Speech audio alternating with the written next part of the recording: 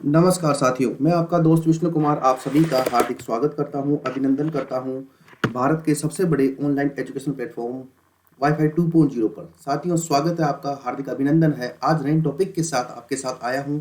RPSC और RSM SSB board की जितनी भी अपकमिंग एग्जाम है उनके लिए हम आज स्टडी करेंगे राजस्थान ज्योग्राफी का एक टॉपिक जिसका नाम है राजस्थान में पर्यटन। क्या नाम है? राजस्थान में पर्यटन। साथियों, स्वागत है आप सभी का आरपीएससी और आरएसएम एसएसबी बोर्ड की जितनी भी अपकमिंग एग्जाम है उनके लिए। साथियों, अनअकैडमी के प्लस कोर्स लेने के बहुत से फायदे हैं। क्या फायदे हैं? नंबर एक फायदा ये है कि आप जो है आपके जितना भी आपका कोर्सेज है उसको पूरा डिजाइन किया हुआ आपको कोर्स मिलेगा। दूसरी बात ये है कि आपको जो है जितने भी एजुकेटर हैं उनके द्वारा जितने भी लाइव क्लासेस ली जाती है वो सभी आप एक्सेस कर सकते हो। तीसरी बात ये है कि इसका खर्चा देखिए, आप केवल 350 रुपये महीना, ओनली 350 रुपीज़ पर मंथ में आप क्या कर सकते हो? अनअकैडमी का लाइव कोर्स ले सकते हो साथियों। और मैं बता दूं आपको क्वालिटी की बात, तो ऑफलाइन में ऑनलाइन में कोई फर्क नहीं है। ऑनलाइन के अंदर आपको ज़्यादा बेटर मिलता है। आप घर बैठे हुए आपकी स्टडी को कंप्लीट कर सकते हैं, बेहतर तरीके से आपको समझाया जाता है। ठीक है, जैसे मैं ज्योग्राफी पढ़ा रहा हूँ तो ज्योग्राफी का यूँ मान के चलिए 80 to 90% कोर्स पूरा का पूरा हम कंप्लीट करके चलते हैं, उसके अंदर फुल अपडेट करते हैं जिससे आपको कहीं भी दिक्कत नहीं आए मेरे प्यारे साथियों। इसके अलावा सबसे खास बात क्या है? लाइव क्लासेस तो आपको मिलती ही है, टेस्ट सीरीज मिलता ही है, डाउट क्लियरिंग सेशन। इसका मतलब क्या है? इसका मतलब है कि प्रत्येक 3 क्लासेस के बाद में, यानी जब भी आपकी 3 क्लासेस कंप्लीट होती है, डे 1, डे 2, डे 3, उसके बाद में एक क्लास होती है जिसे आप बोलते हो डाउट क्लियरिंग सेशन। यानी इसके अंदर जो पिछले 3 क्लासेस के अंदर आपने स्टडी किया है उसके अंदर कोई आपको डाउट होता है तो आप वहाँ पे उसको क्लियर कर सकते हो। ये सबसे बड़ी बेस्ट और अच्छी बात होती है मेरे प्यारे साथियों। इसके अलावा आप प्रॉपर गाइडेंस ले सकते हो, टेस्ट सीरीज डाउनलोड कर सकते हो, पीडीएफ डाउनलोड कर सकते हो। आप आपकी कैपेसिटी की जांच आसानी से कर सकते हो। ये सबसे अच्छी बात है। चलिए मेरे प्यारे साथियों, करना क्या है? अनअकैडमी का लर्निंग ऐप डाउनलोड करना है और ऐप डाउनलोड करने के बाद आपको आपके मोबाइल नंबर यहाँ रजिस्टर्ड करने हैं और अपने आप को सेल्फ वेरीफाई करना है। उसके बाद में आरपीएस से भी क्लिक करके प्लस पे क्लिक करना है। अगर आपको 1 महीने के लिए लेना है तो उसके लिए 1400 रुपीज़ आपको पे करने होंगे। अगर आपको 24 मंथ्स के लिए लेना है तो केवल 350 रुपीज़ आपको पर मंथ पे करने हैं। तो जल्दी कीजिए मेरे प्यारे साथियों। करियर बिल्डिंग के जो है ये इन्वेस्टमेंट बहुत ज़्यादा नहीं है, बहुत कम इन्वेस्टमेंट है, ये कुछ इन्वेस्टमेंट है ही नहीं मेरे प्यारे साथियों। अगर आप मेरा रेफरल कोड विष्णु 1 यूज करेंगे तो आपको 10% एक्स्ट्रा डिस्काउंट मिलेगा। और साथ ही अगर आप मेरी स्पेशल क्लासेस देख रहे हैं कंटिन्यू, मेरी जो है टेस्ट की स्पेशल क्लासेस में अगर आप ज्वाइन करते हैं तो वहाँ पर आपको बोनस पॉइंट मिलते हैं। अगर तो 10% आपको उससे डिस्काउंट हो जाएगा। तो साथ ही तैयार हो जाइए 20% डिस्काउंट के लिए और जल्दी से कीजिए और आपका जो कोर्स है वो परचेज कीजिए। अपनी पढ़ाई को बिल्कुल बेहतर तरीके से गति देने का प्रयास कीजिए। साथियों, आप केवल फेल तभी होते हो जब आप फेल होना चाहते हो। इसके अलावा आपको फेल कोई नहीं करवा सकता। क्यों? जीवन का एक वसूल है। क्या वसूल है?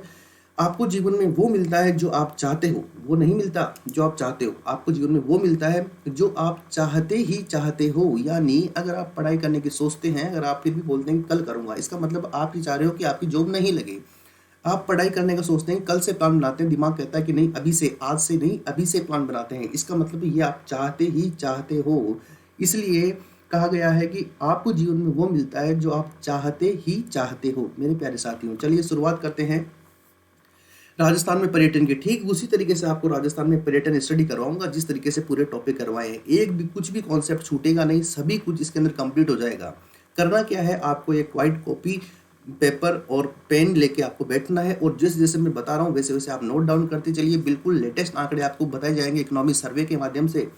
जो राजस्थान सरकार इकोनॉमिक सर्वे है उससे आपको लेटेस्ट आंकड़े बताएंगे और जितनी भी योजनाएं चल रही है उनके बारे में डिस्कशन करेंगे। जितने भी आपके सर्किट बने हुए हैं, जैसे आप नाम सुना होगा, आध्यात्मिक सर्किट हो गया, बुद्धा सर्किट हो गया, तीर्थ सर्किट हो गया, एडवेंचर सर्किट हो गया, इको टूरिज्म सर्किट हो गया, इन सब के बारे में डिस्कशन करेंगे आज। उसके अलावा हम डिस्कशन करेंगे लोगों के बारे में। लोगों का मतलब आपका जो लोगो है, जो आपका जो राजस्थान का लोगो है, जिसे पधारे पधारो हमारे देश, ठीक है, तो कभी वो कलरफुल राजस्थान में रहा था, कहीं भी रहा था, न जाने क्या दिख जाए। तो इन सब के बारे में डिस्कशन करेंगे। बिल्कुल तैयार हो जाइए, गेट रेडी साथियों। सभी का स्वागत, उन्हें एक बार हार्दिक अभिनंदन। अब शुरू करते हैं हम राजस्थान में पर्यटन, यानी राजस्थान में टूरिज्म की बात करते हैं। तो सबसे पहले राजस्थान में पर्यटन, और राजस्थान रंगीला है, पर्यटन की बहुत सारी ऑप्शंस हैं, बहुत सारी चीज़ें हैं यहाँ पर। एक बार आप पर्यटन इसको स्टडी कर लोगे तो आपको निश्चित तौर पे लगेगा कि हाँ घूमना चाहिए, क्योंकि हम जैसा समझते हैं राजस्थान वैसा नहीं है। क्या समझते हैं? डेजर्ट है, मरुस्थल है, कुछ नहीं है लेना देना। सब कुछ है भाई, बहुत कुछ है। चलो आओ शुरू करते हैं।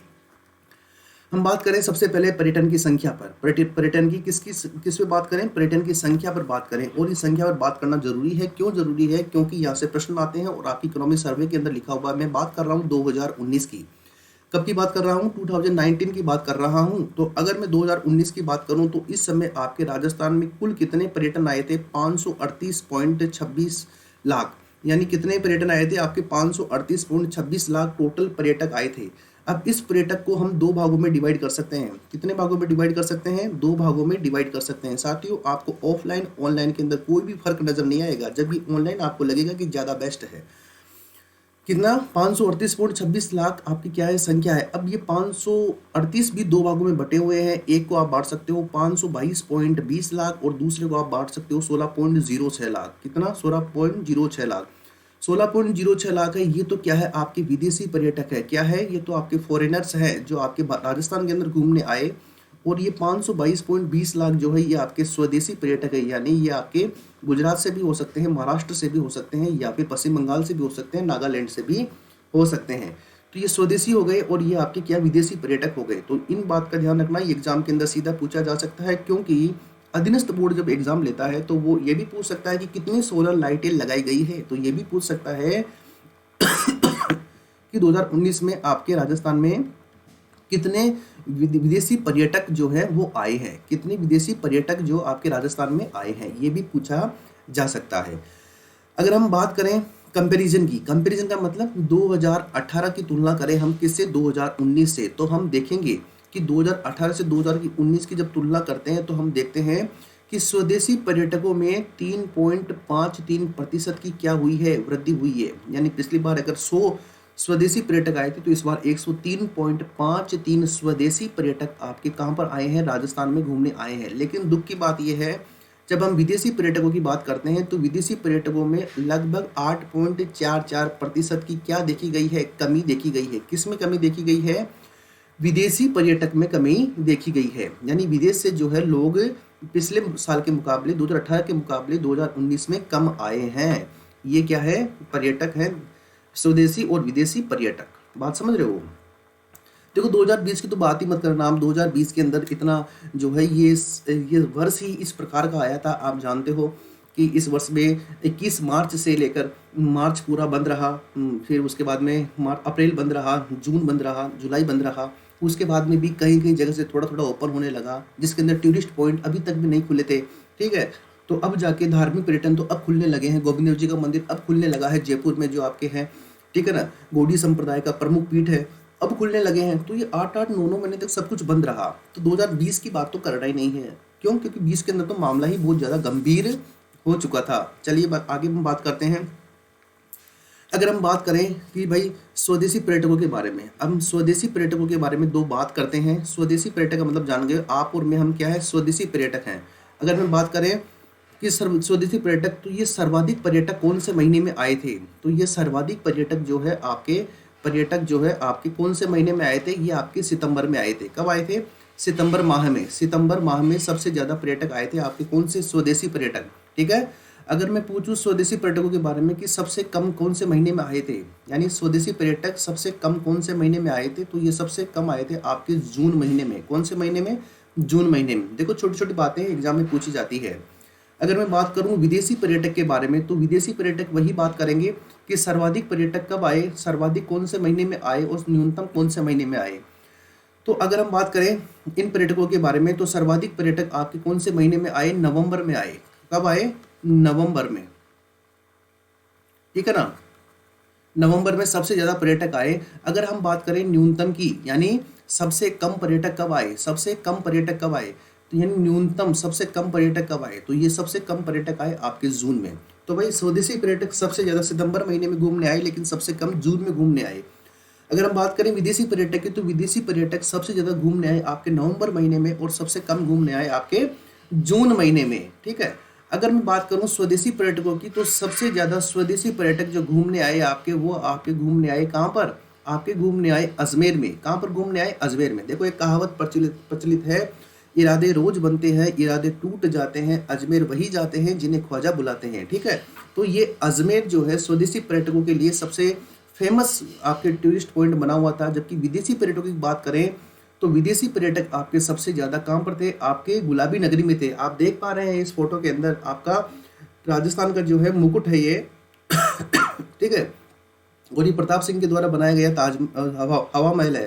ठीक है, और ये जो हवा महल है ये बड़ा ही बहुत ही बेहतर है। इसको देखने के लिए बहुत दूर दूर से पर्यटक आते हैं। आप यहाँ पर फोटो के अंदर देख पा रहे हैं। बहुत चीज़ें दिखाऊंगा मैं आपको इस पर्यटन वाले टॉपिक में, बिल्कुल निश्चिंत रहिए, बहुत चीज़ें देखने को मिलेगी आपको। ठीक है, तो ये कुछ बेसिक बात हुई हमारी किसके बारे में? पर्यटकों की संख्या 2019 में 538 लाख थी, जिसमें से 522 स्वदेशी थे और 16 लाख विदेशी थे। ठीक है, 2018 से 19 का कंपैरिजन करें तो स्वदेशी पर्यटकों में 3.53% की वृद्धि हुई है, जबकि विदेशी पर्यटकों में 8.44% की क्या देखी गई है? कमी देखी गई है। स्वदेशी पर्यटक सबसे ज्यादा अजमेर में आते हैं और विदेशी पर्यटक सबसे ज्यादा आपके जयपुर में आते हैं। स्वदेशी पर्यटक सबसे ज्यादा सितंबर महीने में घूमते हैं और सबसे कम जून महीने में घूमते हैं, जबकि विदेशी पर्यटक सबसे ज्यादा नवंबर महीने में घूमते हैं और सबसे कम आपके जून महीने में घूमते हैं। अब ये भी देख लेते हैं कि सबसे ज्यादा पर्यटक हमारे राजस्थान में आए कहाँ से हैं? यूरोप से आए हैं कि उत्तरी अमेरिका महाद्वीप से आए हैं कि दक्षिण अमेरिका महाद्वीप आए हैं? तो भाई आप जानते हो यूरोप का एक देश है जिसे आप बोलते हो फ्रांस। क्या बोलते हो? फ्रांस। इस फ्रांस से सबसे ज्यादा पर्यटक आपके राजस्थान में आए हैं। कहाँ से आए हैं? फ्रांस से सबसे ज्यादा पर्यटक आपके राजस्थान में आए हैं। तो ये तो बेसिक बात हुई आपके किसकी? आंकड़ों की। और ये आंकड़े कहाँ पर लिखे हुए हैं? ये आपके आर्थिक समीक्षा में लिखे हुए हैं। अब हम बात करते हैं आपके लोगों की। किसकी बात करते हैं? लोगों का मतलब क्या है? कोई भी जो राज्य है वो अपना लोगो बनाता है टूरिस्ट को बढ़ाने के लिए। तो मैं बात करूं पुराने तरीके से, यानी सबसे 1993 के अंदर क्या लोगो था हमारा और कब कब चेंज हुआ है। ठीक है ना, सीधा मैं आपको बता दूं, पधारो हमारे देश, उससे कोई फायदा नहीं है। यहाँ पर पढ़ने का मतलब है बिल्कुल complete zero to high level study करो, बात खत्म करो। ठीक है, 1993 की अगर मैं बात करूं तो 1993 के अंदर आपका जो लोगो था उसका नाम था पधारो महारे देश। क्या नाम था? पधारो महारे देश, ये उसका लोगो था भाई। ठीक है, पधारो महारे देश 1993 में ये लोगो था हमारे, पधारो महारे देश। लेकिन 2008 में आकर सरकार ने इसे क्या कर दिया? सरकार ने इसे कर दिया कलरफुल राजस्थान। क्या कर दिया भाई? कलरफुल राजस्थान कर दिया। क्या कर दिया? कलरफुल राजस्थान कर दिया। ठीक है, तो ये 2008 में क्या कर दिया? कलरफुल राजस्थान कर दिया। अब उसके बाद में 2008 से लगातार ये जो है लगभग 8 साल तक चलता रहा। वो 2016 के अंदर फिर सरकार बदली। देखो सरकार बदलने के साथ ही लोगो बदल जाते हैं भाई। ठीक है, और न जाने क्या दिख जाए, क्या न जाने क्या दिख जाए, ये वाला लोगो उन्होंने लगा दिया, न जाने क्या दिख जाए। और ये लोगो लगाने के बाद में जयपुर के अंदर एक घटना हुई, एक सांड आया। सांड समझते हो? Ox bull. ठीक है, तो वो उसने एक विदेशी पर्यटक को टक्कर मार दी, जिससे उसकी हाल खराब हो गई विदेशी पर्यटक के। ठीक है, तो उसके बाद में बड़ी हंसी उड़ी कि न जाने क्या दिख जाए भाई। ठीक है, नगर निगम कोई काम नहीं करता है। उसके बाद में नगर निगम बहुत एक्टिव हुआ और उन चीज़ों पर कंट्रोल करने लगा।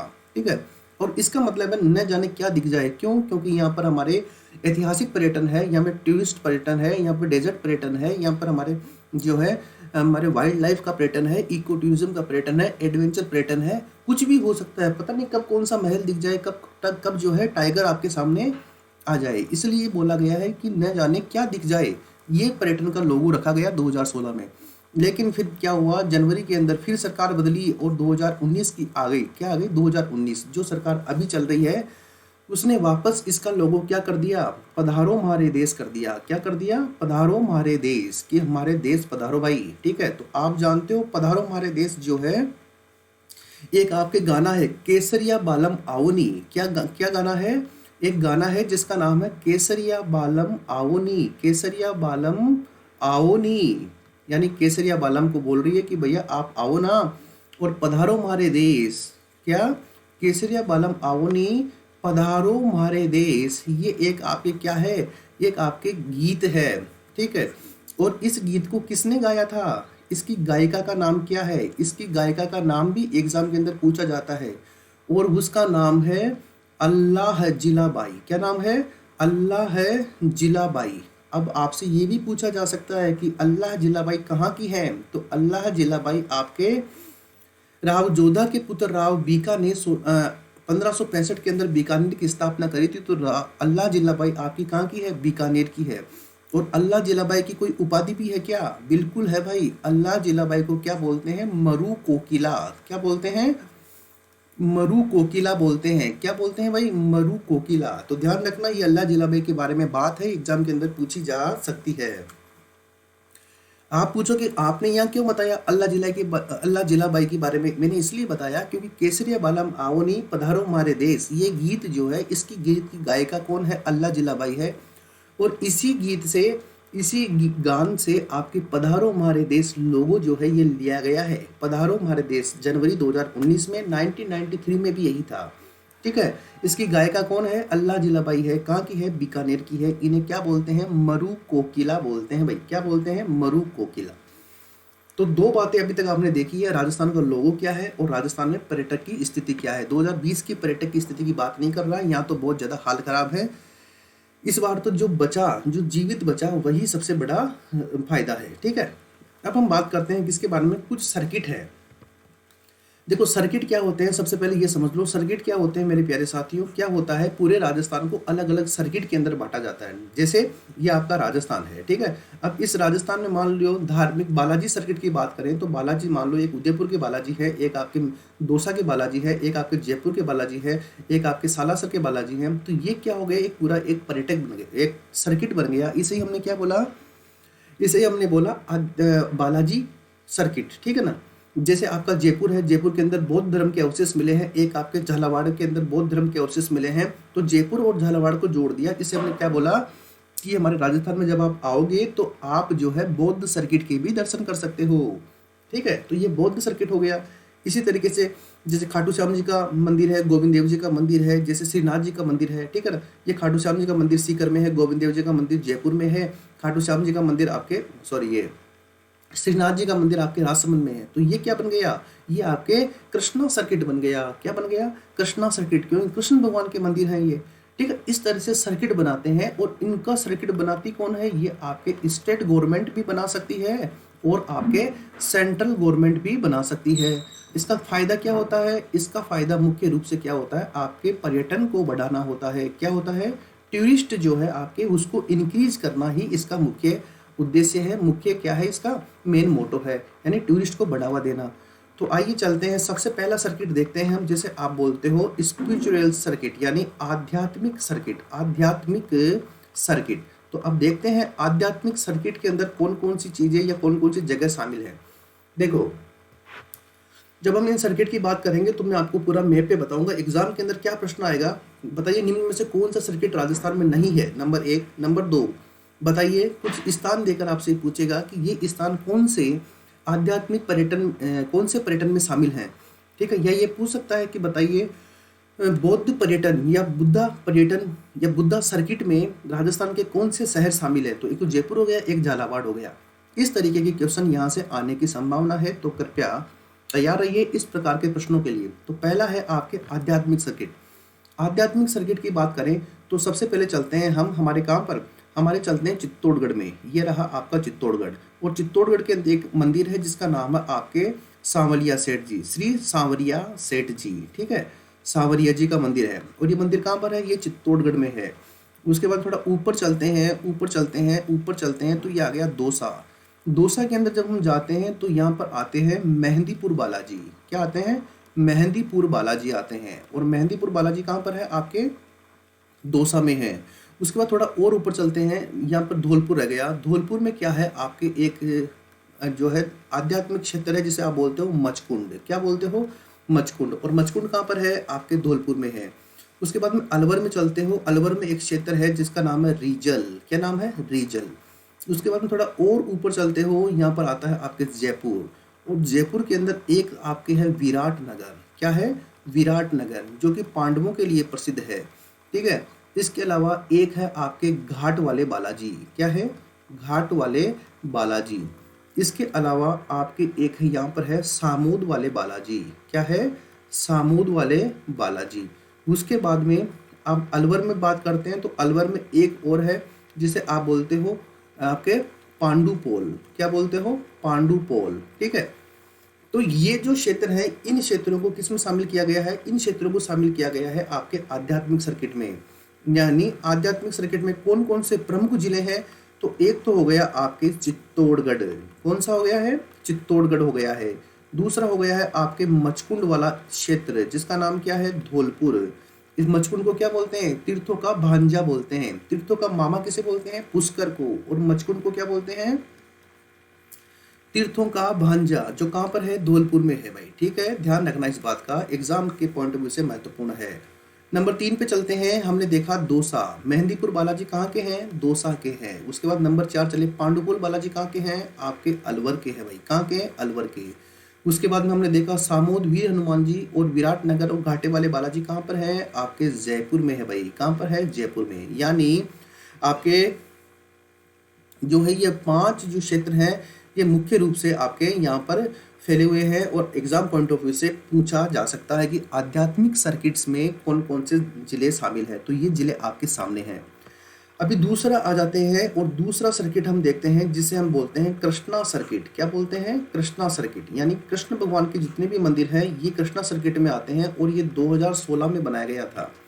आध्यात्मिक सर्किट जो है ये आपके 2017 में बनाया गया था और 2016 में क्या बनाया गया? कृष्णा सर्किट बनाया गया। तो देखते हैं कृष्णा सर्किट की अगर हम बात करें तो सबसे पहले ये सीकर है और सीकर के अंदर आपको पता है एक मंदिर है जिसे आप बोलते हो खाटू श्याम जी का मंदिर। क्या बोलते हो? खाटू श्याम जी का टेम्पल बोलते हो। उसके बाद में जब हम जयपुर की बात करते हैं तो जयपुर के अंदर जयपुर के जो भगवान है वो है गोविंद देव जी। कौन है? गोविंद देव जी। उसके अलावा यहाँ पर एक मंदिर है जिसका नाम है कनक वृंदावन। क्या नाम है? कनक वृंदावन। यहाँ पर कृष्ण भगवान की जीवन से संबंधित जितनी भी जो घटनाएं हैं उनको मूर्तियों के रूप से चित्रित किया गया है। मूर्तियों की चित्रित क्या किया गया है? मूर्तियों की स्थापना की गई है। इसके अलावा जयपुर में ही है एक आपके चरण मंदिर। क्या है? चरण मंदिर। और जयपुर में ही एक आपके तीर्थ है जिसे आप बोलते हो गलता तीर्थ। क्या बोलते हो? गलता तीर्थ। ये आपके किस में है? आपके कृष्णा सर्किट में शामिल है। इसके अलावा जब हम राजसमंद की बात करते हैं तो राजसमंद में आपको पता ही है सप्त ध्वजों के स्वामी जिनका नाम क्या है? श्रीनाथ जी। क्या नाम है? श्रीनाथ जी। इनका मंदिर है आपके राजसमंद में, जो किसके काल में बना था? आपको पता है औरंगजेब ने मूर्तियों को तोड़वाया था। उस समय राज सिंह, मेवाड़ के जो राणा थे वो राज सिंह थे, उन्होंने बोला था कि आप यहाँ आ जाइए और सिहाड़ गांव में श्रीनाथ जी की स्थापना करवा दी थी। तो ये है आपका कृष्णा सर्किट। क्या है भाई? क्या है ये? आपका कृष्णा सर्किट है। इसी तरीके से अब हम आगे चलते हैं, सबके बारे में बताऊंगा मैं आपको, बिल्कुल निश्चिंत रहिए, मतलब कुछ भी चीज़ छोड़ेंगे नहीं, हम लगभग सभी चीज़ों को कवर करते हुए चलेंगे भाई आगे। ठीक है, अब आगे चलते हैं। एक सर्किट आता है आपका जिसे आप बोलते हो वाइल्ड लाइफ सर्किट। क्या बोलते हो? Wild life circuit. ये वाइल्ड लाइफ सर्किट क्या है? वाइल्ड लाइफ का मतलब क्या होता है? वन्य जीव। ठीक है ना। अब इस वाइल्ड लाइफ सर्किल के अंदर कौन कौन से जिले शामिल हैं? एक आपके अलवर जिला शामिल है। कौन सा जिला? अलवर जिला। अलवर जिले में आप जानते हो सरिस्का वन्य जीव अभ्यारण्य है और राजस्थान के सबसे छोटा अभ्यारण्य जिसका नाम है सरिस्का ए, वो भी कहाँ पर है? अलवर में है। इसके अलावा राजस्थान में अलवर में एक और है आपकी, क्या है? आपके सरिस्का टाइगर रिजर्व भी है। यानी राजस्थान का दूसरी बाघ परियोजना भी कहाँ पर है? आपके अलवर में है। ठीक है।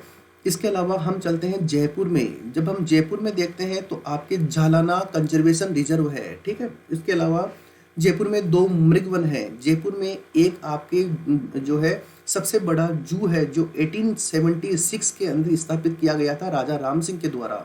ठीक है, जिसे रामनिवास बाग बोलते हो आप।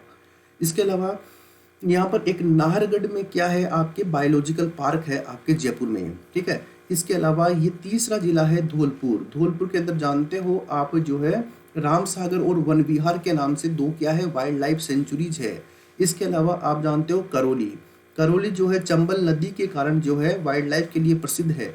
उसके बाद में हम चलते हैं कहाँ पर? प्रतापगढ़ में। ये देखो, ये प्रतापगढ़ कहाँ पर है आपका? ये रहा प्रतापगढ़। प्रतापगढ़ के अंदर आप जानते हो क्या है? सीता माता अभ्यारण्य है। क्या है? सीता माता अभ्यारण्य प्रतापगढ़ में है। जाखम नदी जो है प्रतापगढ़ से निकलती है और यहाँ पर जाखम डैम बना हुआ है जो राजस्थान का सबसे ऊंचा डैम है। इसके अलावा आप जानते हो ये सिरोही, सिरोही के अंदर क्या है? सिरोही के अंदर एक तो आबू अभयारण्य है, एक सदाबहार वनों के लिए प्रसिद्ध है, एवरग्रीन फॉरेस्ट के लिए फेमस है और यहाँ जंगली मुर्गे बहुत ज़्यादा मिलते हैं। इन सभी क्षेत्रों को किस में शामिल किया गया है? वाइल्ड लाइफ सर्किट में शामिल किया गया है। यानी अलवर को, जयपुर को, धौलपुर को, करौली को, प्रतापगढ़ को और सिरोही को किस में शामिल किया गया है? आपके वाइल्ड लाइफ सर्किट में शामिल किया गया है। अब हम बात करते हैं अगले सर्किट की, जिसे आप बोलते हो ट्राइबल सर्किट। ट्राइबल सर्किट, और ट्राइबल का मतलब क्या होती है? जनजातियां जो मतलब एसटी जनजातियां जो है वो जंगलों में रहती है, इन्हें ट्राइब्स बोलते हैं।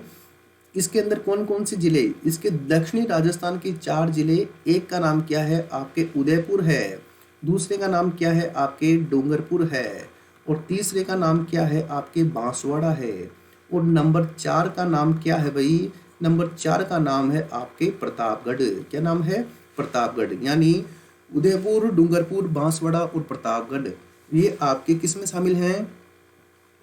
ट्राइबल सर्किट में शामिल हैं। ध्यान रखिएगा इस बात का, एग्जाम पॉइंट ऑफ व्यू से बहुत ज़्यादा महत्वपूर्ण है। ये हो गया आपका ट्राइबल सर्किट, ठीक है। इसके अंदर क्या करते हैं? जनजातियों की जो सभ्यता है, जो कल्चर है, उसको बताते हैं। वो गौरी नृत्य करते हैं, किस प्रकार से करते हैं, मेजा नृत्य करते हैं, कैसे करते हैं वो नृत्य, कालबेलिया नृत्य कैसे होता है, इन सब की जो है उनको दिखाया जाता है और पर्यटन को बढ़ावा दिया जाता है, जिससे ये लोग भी ज़्यादा इनकम प्राप्त करते हैं और समाज की मुख्य धारा में जुड़ने का प्रयास करते हैं। इसके अलावा हम चलते हैं आगे डेजर्ट सर्किट के बारे में। डेजर्ट का मतलब क्या है? डेजर्ट का मतलब आप जानते हो, मरुस्थल वाला जो एरिया है उसे डेजर्ट बोलते हो। और यहाँ पर हम बात कर रहे हैं डेजर्ट सर्किट के बारे में। तो डेजर्ट सर्किट के अंदर हम बात करें तो देखो, डेजर्ट में आप जानते हो एक आपका बाड़मेर है। कौन सा है? ये देखो, ये आपका बाड़मेर, ये शामिल है, डेजर्ट है पूरा, कोई दिक्कत वाली बात नहीं है। इसके अलावा आपके ये जैसलमेर है। क्या है? जैसलमेर है। इसके अलावा ये आपके क्या है? ये आपके बीकानेर है। और ये क्या है? आपके जोधपुर है। यानी ये जो 4 जिले हैं, ये चारों जिले किस में शामिल हैं? आपके डेजर्ट पर्यटन में शामिल है, यानी डेजर्ट सर्किट में शामिल है। जब भी आप जाओगे तो आपको जो है यहाँ पर इस तरह के ये जो है मतलब बात बताई जाती है, ठीक है। यहाँ पर एक मरु त्रिकोण भी है। क्या है? मरु त्रिकोण। त्रिकोण का मतलब होता है 3, ठीक है ना। तो मरु त्रिकोण भी है यहाँ पर, जिसके अंदर पहले आपको किसको शामिल किया गया था? आपके जैसलमेर वाला जिला शामिल है, उसके अलावा आपके बीकानेर वाला जिला शामिल है, उसके अलावा आपके जोधपुर वाला जिला शामिल है और उसके अलावा आपके बाड़मेर वाला जिला शामिल है। ये चारों जिले किस में शामिल है? आपके मरु त्रिकोण में शामिल है। अब आप बोलोगे जिले 4 हैं तो त्रिकोण कैसे कह रहे हो? तो बाड़मेर सबसे बाद में शामिल किया गया था, पहले बाड़मेर इसमें शामिल नहीं था। तो ये है आपका मरु त्रिकोण और डेजर्ट सर्किट, जो एग्जाम पॉइंट ऑफ व्यू से बहुत ज़्यादा महत्वपूर्ण है। अब देखो, मैंने जितने भी आपको ये सर्किट बताए हैं, इसके अलावा अभी और सर्किट बताऊंगा, लेकिन जितने सर्किट मैंने अभी तक आपको बताए हैं, ये केंद्र सरकार की एक परियोजना है जिसका नाम है स्वदेश दर्शन योजना। क्या नाम है? स्वदेश दर्शन योजना। ये स्वदेश दर्शन योजना जो है 2014-15 के अंदर शुरू की गई थी। कब शुरू की गई थी? 2014-15 में। और इसके तहत पूरे भारत के अंदर 15 सर्किट बांटे गए हैं। कितने? 15 सर्किट बांटे गए हैं। इसमें से कुछ सर्किट मैंने आपको बताए हैं, जैसे डेजर्ट सर्किट हो गया, ट्राइबल सर्किट हो गया, वाइल्ड लाइफ सर्किट हो गया, कृष्णा सर्किट हो गया आदि। बात समझ गए? और ये परियोजना, ये जो योजना है, ये किसकी है? ये आपके सेंट्रल गवर्नमेंट की है, यानी केंद्र सरकार की योजना है भाई। किसकी योजना है? केंद्र सरकार की ये योजना है, स्वदेश दर्शन योजना, जो 2014-15 में शुरू हुई थी। इसके अलावा देखिए, इसके अलावा अगर मैं बात करूं तो देखो, कुछ आपके सर्किट और हैं जिसे आप बोलते हो। एक का नाम है तीर्थ सर्किट। क्या नाम है?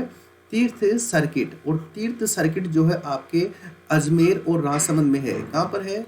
एक तो आपका अजमेर जिला और एक आपका राजसमंद जिला। कौन सा जिला? राजसमंद। यानी अजमेर और राजसमंद जिला आपके तीर्थ सर्किट में शामिल है। इसके अलावा देखो, एक आपके है मेवाड़। क्या है? मेवाड़। मेवाड़ को हम कह सकते हैं, यहाँ पर एक सर्किट है जिसका नाम है मेवाड़ वागड़ धार्मिक सर्किट। क्या नाम है? मेवाड़ वागड़ धार्मिक सर्किट। ये जो मेवाड़ वागड़ धार्मिक सर्किट है, इसके अंदर 3 जिले शामिल किए गए हैं। एक जिले का नाम है आपके उदयपुर, दूसरे जिले का नाम है आपके बांसवाड़ा और तीसरे जिले का नाम है आपके डूंगरपुर। क्या नाम है? डूंगरपुर। तो ये है आपके मेवाड़ वागड़ धार्मिक क्षेत्र, धार्मिक सर्किट। आप जानते हो यहाँ पर वागड़ी भाषा बोली जाती है, इसलिए इस क्षेत्र को वागड़ बोलते हैं। दूसरी बात आप ये ध्यान रखिएगा कि यहाँ पर एक सबसे महत्वपूर्ण बात ये है कि इस वाले क्षेत्र में क्या है, मेवाड़ तो हो गया, उदयपुर, बांसवाड़ा, डूंगरपुर हो गया, ये तो अच्छी बात है। इसके अलावा इस क्षेत्र के अंदर आप एक बात नोट करी होगी कि यहाँ पर वागड़ी भाषा बोली जाती है, और यहाँ पर एक संत हुआ करते थे जिनका नाम था संत मावजी, और संत मावजी ने चोपड़ा लिखे थे, और चोपड़ा के अंदर भविष्यवाणियां लिखी गई है। चोपड़ा में क्या लिखी गई है? भविष्यवाणियां, वो भी आपके वागड़ी भाषा के अंदर लिखे गए थे। तो ध्यान रखना, आपके जो है दक्षिणी राजस्थान के सबसे महत्वपूर्ण संत हुए थे संत मावजी। क्या है? संत मावजी, उनका नाम आप जो है अच्छे से ध्यान रखिएगा। इसके अलावा देखो, एक आपके यहाँ पर जो अलवर भरतपुर वाला क्षेत्र है, इस क्षेत्र में एक आपके ब्रजभूमि, क्या? Braj Bhoomi religion circuit, Braj Bhoomi religion circuit बनाया गया है। तो ये ब्रजभूमि रिलीजन सर्किट जो है, ये किस किस दो राज्यों के सहयोग से बना है। एक राज्य का नाम है आपके उत्तर प्रदेश, और दूसरे राज्य का नाम है आपके रंगीला राजस्थान। क्या नाम है भाई? रंगीला राजस्थान। तो ये जो ब्रजभूमि रिलीजन सर्किट है, ये आपके उत्तर प्रदेश और राजस्थान, इन दोनों के द्वारा बनाया गया है। और राजस्थान के दो क्षेत्र इसमें शामिल हैं, एक का नाम है आपके भरतपुर क्षेत्र और एक का नाम है आपके अलवर क्षेत्र। क्या नाम है भाई? भरतपुर क्षेत्र और अलवर क्षेत्र। ध्यान रखिएगा इस बात का। यानी ब्रजभूमि रिलीजन सर्किट आपके उत्तर प्रदेश और राजस्थान के द्वारा बनाया गया है, और आपका अलवर और आपका भरतपुर, ये दोनों ही किस में शामिल हैं? आपके ब्रजभूमि रिलीजन सर्किट के अंदर शामिल है। इसके अलावा एक और है जिसे आप बोलते हो बुद्धा सर्किट। क्या बोलते हो? बुद्धा सर्किट। बुद्धा सर्किट का मतलब है जो हमारे जैन और बौद्ध हम स्टडी करते हैं, उसके अंदर जो बौद्ध संप्रदाय है उसके भाब्रू शिलालेख आपको यहाँ पर मिला है, जिसमें अशोक क्या करता है, आपके बुद्ध जो है संघ के अंदर जाने की बात करता है। तो ये किसका संबंध है? ये बौद्ध धर्म से इसका संबंध है। एक झालावाड़ के अंदर कालवी गुफाएं हैं। कौन सी गुफाएं हैं? कालवी की गुफाएं हैं, जो किससे संबंधित है? आपके बौद्ध धर्म से संबंधित है। यानी जयपुर और ये आपका जो झालावाड़ है, इन दोनों को बनाकर एक सर्किट बनाया गया, जिसे क्या बोला गया? बुद्धा सर्किट बोला गया, या बौद्ध धर्म सर्किट बोला गया। इसमें कौन कौन से जिले शामिल हैं? एक तो आपके विराटनगर जो जयपुर है वो शामिल है। इसके अलावा आपका कोलवी की गुफाओं के कारण जो आपका झालावाड़ है वो इसके अंदर शामिल है। तो ये हो गया आपके 4 अन्य सर्किट जिनके बारे में एग्जाम के अंदर पूछा जा सकता है। एक तो हो गया आपके बुद्धा सर्किट, एक हो गया आपके मेवाड़ सर्किट, एक हो गया आपके तीर्थ सर्किट, एक हो गया आपके ब्रजभूमि रिलीजन सर्किट, या आप कह दो ब्रजभूमि धार्मिक सर्किट। तो इन सर्किट के बारे में हमने क्या करी है? चर्चा करी है। अब आ जाओ भाई, राजस्थान गवर्नमेंट ने, यानी राजस्थान सरकार जो है, इसने आपके राजस्थान को 7 पुरातात्विक सर्किट में बांटा है। तो कितने सर्किट हैं? मतलब किसकी बात कर रहे हैं हम? पुरातात्विक सर्किट। कौन से सर्किट? पुरातात्विक सर्किट। और पुरातात्विक सर्किट कितने हैं आपके राजस्थान में? 7 हैं। और इन पुरातात्विक सर्किट का डिवाइडेशन किसने किया है? ये आपके राजस्थान सरकार ने किया है भाई। किसने किया है भाई? राजस्थान सरकार ने किया है। तो कम से कम इनके नाम तो हम देख लें कि पुरातात्विक सर्किट में कौन कौन से क्षेत्र हमारे शामिल हैं। तो आ जाइए मेरे प्यारे साथियों, हम देखते हैं कौन कौन से क्षेत्र इसमें शामिल हैं। तो देखो, एक तो पहला जो है वो है आपका बीकानेर। कौन सा है? बीकानेर। यानी बीकानेर जो है आपका पहला राजस्थान गवर्नमेंट के द्वारा डिसाइड किया गया पुरातात्विक सर्किट है। उसके बाद में हम चलते हैं आगे। तो यहाँ पर आता है आपका एक क्षेत्र जिसे आप बोलते हो भरतपुर। तो भरतपुर जो है आपके दूसरा पुरातात्विक सर्किट है।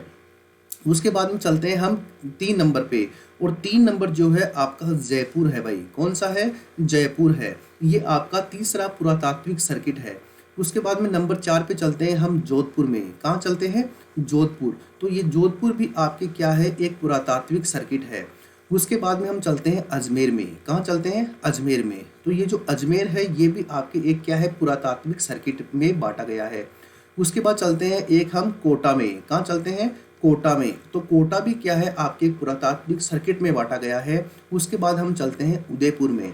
इसका मतलब आप एक चीज़ देख रहे होंगे कि वही सभी पुरातात्विक सर्किट है जो आपके क्या है, संभाग बने हुए हैं। आपके कितने संभाग हैं पूरे राजस्थान में? 7 संभाग हैं। और पुरातात्विक सर्किट कितने हैं? 7 सर्किट है।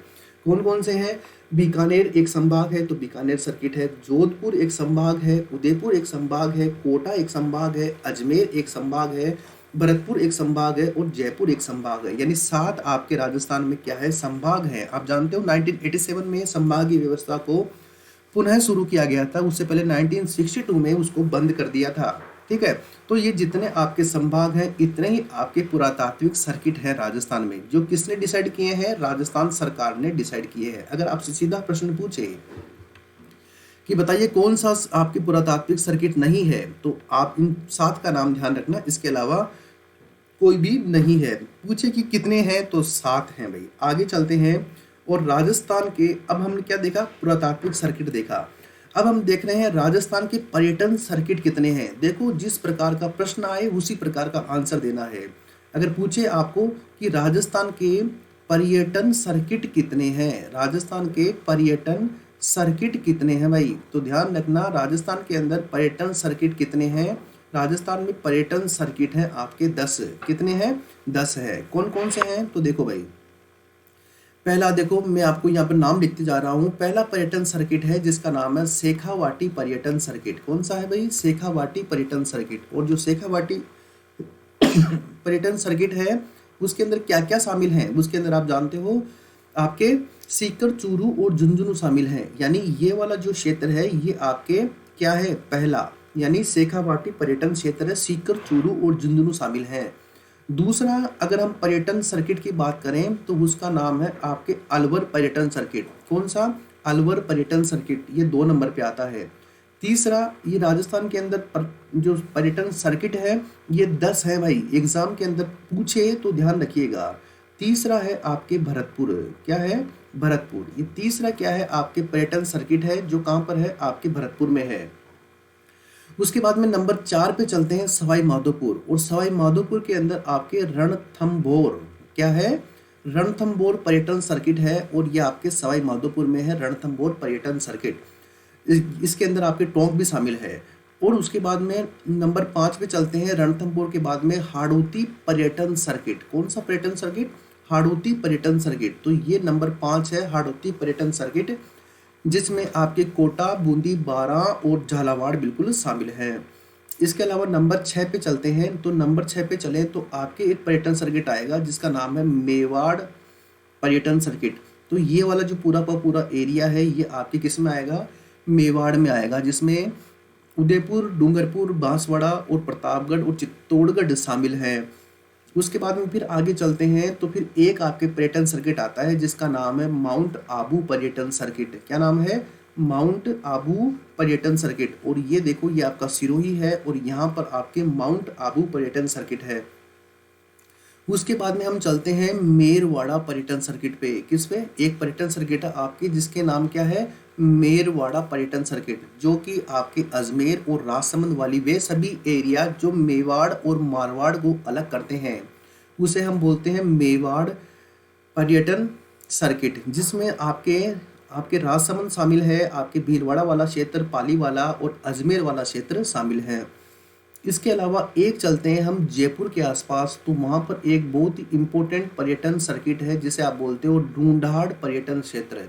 क्या बोलते हो? ढूंढाड़। ये जयपुर, दौसा के आसपास का क्षेत्र जहाँ पर ढूंढाड़ी भाषा बोली जाती है और साथ में ही ढूंढ नाम की एक नदी बहती है, इसलिए इस क्षेत्र को क्या बोलते हैं? ढूंढाड़ बोलते हैं। जयपुर और दौसा के आसपास का क्षेत्र, कौन सा क्षेत्र? जयपुर और दौसा के आसपास का क्षेत्र। ध्यान रखना, जो आपका टोंक है ये टोंक आपके रणथंभौर सर्किट में आता है। इसके अलावा जो लास्ट वाला बचा आपके 10वें नंबर का, उसे आप बोलते हो मरु त्रिकोण। क्या बोलते हो? मरु त्रिकोण, यानी डेजर्ट ट्राइंगल। ठीक है ना, मरु त्रिकोण। इसके अंदर क्या क्या शामिल है? इसके अंदर आपके शामिल है एक आपका जैसलमेर, एक आपका बीकानेर, एक आपका जोधपुर, एक आपका बाड़मेर। तो ये जो है ये आपके 10 नंबर का है। कितने नंबर का है? 10 नंबर का, यानी मरु त्रिकोण। मरु त्रिकोण में क्या क्या शामिल है? आपके जयपुर, आपके जोधपुर शामिल है, जैसलमेर शामिल है, आपके बीकानेर शामिल है और बाड़मेर शामिल है। ध्यान रखना, त्रिकोण इसलिए बोलते हैं क्योंकि इसके अंदर पहले तीन ही शामिल थे, उसके बाद में बाड़मेर को बाद में शामिल किया गया है। ठीक है, तो एक इसमें जैसलमेर हो गया, एक आपके बीकानेर हो गया, एक आपके जोधपुर हो गया और एक आपके बाड़मेर हो गया है भाई। ठीक है, तो ये राजस्थान की क्या थे? आपके इंपोर्टेंट पर्यटन सर्किट थे भाई। ठीक है, कितने हैं? 10 हैं। अगर राजस्थान के एग्जाम के अंदर पूछे कि राजस्थान के पर्यटन सर्किट कितने हैं, तो उसका आंसर 10 देना भाई। ठीक है, कितना देना? 10। इसके अलावा मैंने आपको जो पहले बताए थे, कौन से? कृष्णा सर्किट बताया था, बुद्धा सर्किट बताया था, टूरिज्म सर्किट बताया था, कृष्णा सर्किट बताया था। ठीक है, वो राजस्थान के पर्यटन सर्किट में शामिल नहीं है। जो राजस्थान सरकार के पर्यटन सर्किट हैं वो 10 हैं, जिनके नाम मैंने आपको बता दिए हैं। शेखावाटी हो गया, अलवर हो गया, भरतपुर हो गया, रणथंभौर हो गया, हाड़ौती हो गया। ठीक है, ये तो 5 तो देखो आपके इधर हो गए, एक आपके डूंडाड़ हो गया 6, इसके अलावा एक मेवाड़ हो गया, एक सिरोही हो गया और एक आपके मेरवाड़ा हो गया और एक आपके मरु त्रिकोण हो गया। तो ये 10 क्या है? आपके पर्यटन सर्किट है। अब हम बात करते हैं किसके बारे में? रोप वे के बारे में। बड़ा ही प्रश्न आता है, बार बार प्रश्न आता है, तो आज इस रोप वे को क्लियर ही कर लेते हैं। तो सबसे पहले तो हम ये देखते हैं कि रोप वे राजस्थान में लगता कैसे है। तो आप ध्यान रखना, राजस्थान में एक आपके अधिनियम लागू है जिसे आप बोलते हो राजस्थान रज्जू राजमार्ग अधिनियम। क्या बोलते हो? राजस्थान रज्जू राजमार्ग अधिनियम। और ये अधिनियम कब लागू किया गया था? 1996 में लागू किया गया था। यानी 1996 में आपके राजस्थान में एक अधिनियम लागू किया गया था जिसका नाम था राजस्थान रज्जू राजमार्ग अधिनियम। ठीक है, और इसी अधिनियम के माध्यम से आपके रोप वे लगते हैं राजस्थान में। तो पहला रोप वे आप जानते हो राजस्थान में कितने रोप वे हैं? मैं अभी बिल्कुल क्लियर कर देता हूँ आपको। पहला रोप वे आपके राजस्थान का जो कब लगा था? दिसंबर 2006 के अंदर लगाया गया था और वह आपके लगा था भीनमाल में। कहाँ लगा था? भीनमाल में। और ठीक है, भीनमाल में लगा था। और ये कहाँ पर है? ये आप जानते हो, यहाँ पर आपके एक माताजी है जिनका नाम है सुंधा माताजी। क्या नाम है? सुंधा माताजी। और ये कहाँ पर है? ये आपके जालोर में है। कहाँ पर? जालोर में है। और ध्यान रखना, इसकी लंबाई कितनी है? 800 मीटर है। यानी राजस्थान का सबसे लंबा रोपवे आपसे पूछे कि सबसे लंबा रोपवे कौन सा है, तो उसका नाम क्या है? आपके भीनमाल सुंधा माताजी जालोर है। नंबर 2 पे आ जाए हम, तो 2008 में आपके एक करणी माताजी है। कौन सी माताजी है? करणी माताजी। करणी माताजी का मंदिर कहाँ पर है? बीकानेर में है। लेकिन ये जो रोप वे है, ये करणी माताजी के मंदिर जो कहाँ पर है? मछली मगरी पहाड़ी पर है। कौन सी पहाड़ी पर है? मछली मगरी पहाड़ी यहाँ पर है। और ये कहाँ पर है? उदयपुर में है। यहाँ पर ये दूसरा रोप वे लगाया गया है भाई 2008 में। तीसरे रोप वे की बात करें तो 2016 के अंदर तीसरा रोप वे आपके सावित्री माताजी के मंदिर पर लगाया गया। सावित्री माताजी के मंदिर पे लगाया गया है तीसरा रोप वे। और ये सावित्री माताजी का मंदिर कहाँ है? आपके पंचम तीर्थ या तीर्थों के मामा पुष्कर अजमेर में आपके ये तीसरा रोप वे लगाया गया है। चौथे रोप वे की बात करें तो ये 2019 में लगाया गया है। और जो आपके आध्यात्मिक सर्किट के अंदर हमने जयपुर में एक नाम लिया था जिनका नाम है श्री सामोद वाले बालाजी, सामोद वीर हनुमान जी। ठीक है, इनका नाम क्या है? सामोद वीर हनुमान जी का मंदिर जो है यहाँ पर आपके चौथा रोपवे लगाया गया है। और मैं आपको बता दूं, ये जो इसका जो स्थानीय नाम है वो है आपके नंगला भरड़ा। क्या नाम है? नांगला भरड़ा क्षेत्र, भरड़ा खोल, इसे नांगला भरड़ा खोल बोलते हैं। यहाँ पर आपका राजस्थान का चौथा रोपवे लगाया गया है। ठीक है, तो ये राजस्थान में, और इस रोपवे के ऊपर अभी विवाद हो गया था। क्यों? क्योंकि इस क्षेत्र के एमएलए जो है श्री रामलाल शर्मा जी हैं, उन्होंने डीएम से परमिशन लिए बिना ही उसे शुरू कर दिया था। तो जयपुर के जिला कलेक्टर ने आदेश जारी कर उस पर रोक लगा दी थी। उसके बाद में उन्होंने रिक्वेस्ट करी थी रामलाल जी ने कि साहब इसे आप रोक को हटा दो, लेकिन सरकार ने उस समय सुनाई नहीं करी। उसके बाद में जो राजनीतिक क्राइसिस, आपके पॉलिटिकल क्राइसिस आपके राजस्थान में देखा गया था कि दो गुटों में बट गई थी आपकी सरकार। तो उसके अंदर फिर बोला कि देखो हनुमान जी से पंगा लोगे तो फिर ऐसा ही होगा, ठीक है, ऐसा बोला था उन्होंने उस समय, ठीक है ना। तो भाई ये आपके राजस्थान में क्या है, रोप वे है। अब देखो अगर मैं बात करूं अन्य रोप वे के बारे में, तो अन्य अदर रोप वे की अगर हमें बात करूं तो मेरी बात सुनना, अदर रोप वे अभी तक लगे नहीं है लेकिन प्रस्तावित है। पहला कहाँ कहाँ प्रस्तावित है, एक आपके कनक वृंदावन में, कहाँ पर, कनक वृंदावन, और कनक वृंदावन कहाँ पर है, आपके जयपुर में है। यहाँ से लेकर कनक वृंदावन के पास ही जल महल है, क्या है, जल महल, जो कि आपके सवाई जयसिंह जी ने बनवाया था, ठीक है। और यहाँ पर 1.5 किलोमीटर लंबा रोप वे लगेगा। दूसरा माउंट आबू में, कहाँ पर, माउंट आबू में, और माउंट आबू कहाँ पर है, आप जानते हो सिरोही में है, कहाँ पर, सिरोही में है। और यहाँ पर जो है एक रघुनाथ जी का मंदिर है, किसका मंदिर है, रघुनाथ जी का मंदिर है, रघुनाथ जी का क्या है यहाँ पर मंदिर है। इस मंदिर से लेकर आपने नाम सुना होगा टोड रॉक, नन रॉक, यहाँ तक ये रोपवे लगाया जाएगा। तीसरा रोपवे है आपके जोधपुर में, जोधपुर कहाँ पर है, राजस्थान में। यहाँ पर एक जगह है जिसका नाम है माचिया सफारी, क्या नाम है, माचिया सफारी। और इसके पास में एक मंदिर है जिसका नाम है सिद्धनाथ जी का मंदिर, क्या नाम है, सिद्धनाथ जी का मंदिर। और ये कहाँ पर है, ये आपके जोधपुर में है। तो यहाँ पर भी एक रोपवे लगाने की बात चल रही है। और ये सभी रोपवे क्या है, आपके प्रस्तावित है, यानी अभी तक लगे नहीं हैं। अगर इन रोपवे को आपने, इन 10 लाइनों को अगर आपने देख लिया तो इसका मतलब ये मान के चलिए कि इससे बाहर आपके जो है रोपवे का क्वेश्चन नहीं आएगा एग्जाम के अंदर, ठीक है। इससे बाहर कुछ नहीं पूछेगा वो आपको, ठीक है। क्योंकि हमने रोपवे किसके माध्यम से लगता है, हमने ये भी देखा राजस्थान में कितने रोपवे लगे हुए हैं, हमने ये देखा राजस्थान का सबसे पुराना रोपवे कौन सा है और राजस्थान का सबसे नया रोपवे कौन सा है, किस रोपवे पर विवाद हुआ है और कौन कौन से रोपवे प्रस्तावित है, सबसे लंबा रोपवे कौन सा है जो प्रस्तावित है, उसमें सबसे लंबा रोपवे कौन सा है, इन सब के बारे में हमने क्या किया है, डिस्कशन किया है। मेरे प्यारे साथियों, मुझे उम्मीद है आपको क्लास बिल्कुल बढ़िया तरीके से पसंद आ रही होगी, इसमें कोई दिक्कत वाली बात नहीं है। क्यों, क्योंकि मैं मेरा 100% आपको देने का प्रयास कर रहा हूँ, ठीक है। इसको पढ़ने के बाद आपको लगभग कुछ भी चीज़ें पढ़ने की आवश्यकता नहीं है। क्लास में थोड़ा समय लगता है, क्यों, क्योंकि चीज़ें बहुत ज़्यादा होती है, ठीक है। जैसे संख्या की हमने बात करी तो पूरा डेटा मैंने आपको बताया, कितने विदेशी है, कितने स्वदेशी है, कहाँ पर आए हैं, कौन से महीने में आए हैं, कहाँ से आए हैं, ठीक है। उसके बाद हमने लोगों की बात करी तो सीधा मैंने आपको पधारो हमारे देश बता के काम खत्म नहीं किया। 1993 में क्या था, 2008 में क्या है, 16 में क्या है, अभी क्या है। और ये रोपवे की टैगलाइन कहाँ से ली गई है, मरु कोकिला जो बीकानेर की है, अल्लाह जिलाबाई, वो गीत गाती है, केसरिया बालम आओनी पधारो हमारे देश। तो यहाँ से ये पधारो हमारे देश लिया गया है, बीकानेर से। आध्यात्मिक सर्किट देखा, कृष्णा सर्किट देखा, वाइल्ड लाइफ सर्किट देखा, ट्राइबल सर्किट देखा, डेजर्ट सर्किट देखा, तीर्थ सर्किट देखा, मेवाड़ वागड़ सर्किट देखा, बुद्धा सर्किट देखा, ब्रजभूमि रिलीजन सर्किट देखा, यानी पुरातात्विक सर्किट देखा। यानी 10 सर्किट तो हमने ऐसे देखे हैं अलग से, और राजस्थान के जो 10 सर्किट हैं उनको देखा है, यानी टोटल 20 सर्किट हमने देखे हैं।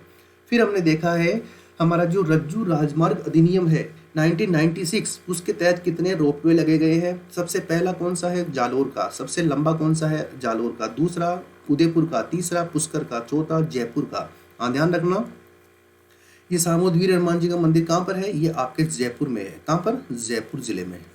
मुख्य जयपुर शहर से लगभग 30 किलोमीटर दूर है, ठीक है। पहाड़ियों के बीच में बसा हुआ बड़ा ही अच्छा टूरिस्ट पैलेस है। तो मेरे साथियों, आज के लिए इतना ही, और इसके आगे का टॉपिक कल देखेंगे। Thank you for watching. Like भी करना, शेयर भी करना, कमेंट भी करना। अगर कोई भी इश्यू हो, कोई भी बात हो तो कमेंट करके बताइए, मैं आप तक जरूर आपके कमेंट का आंसर दूंगा, ठीक है मेरे प्यारे साथियों। और स्वास्थ्य का ध्यान रखिए। जय हिंद, जय भारत।